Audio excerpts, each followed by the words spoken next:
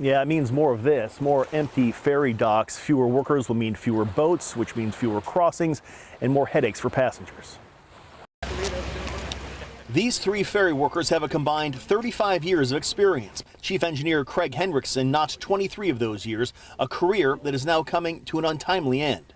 It's still surreal. It really is. I feel like I'm in shock.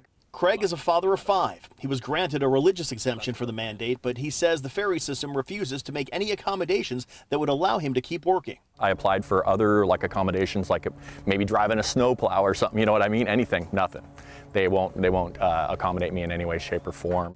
The ferries have been plagued with problems during the pandemic, specifically staffing shortages that have paralyzed the system at times. Ferry officials blame a global shortage of mariners, but these crew members say that isn't the real problem. They'd rather cripple the state ferry system than keep the boats running. Deck worker Christopher Anderson says the state could solve the crew shortage if they would simply grant the accommodations many are seeking to stay on the job. Now, he says, the public will pay. The passengers, they're going to be missing medical appointments. They're going to be stranded at the terminals for hours on end. They're going to be late for their own jobs.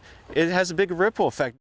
At one point this fall, just 28 workers called in sick out of 1,400 crew members, forcing the cancellation of more than 150 crossings. Since then, ferry officials have cut the number of boats to meet the worker shortage. And even with about 200 crew now expected to lose their jobs, ferry officials believe they have the situation under control. Well, we're pretty confident that we'll be able to keep the schedule that we have right now, so people can rely on the ferry service as they always have. There may not be a boat quite as often. It's like having a highway, a 2-lane highway, and closing one of the lanes. Ferry officials tell us that a handful of accommodations have been granted, but at the end of the day, that day being today, if you haven't had that vaccine, you are out of luck and out of a job. Live in Edmonds tonight, Eric Wilkinson, King 5 News.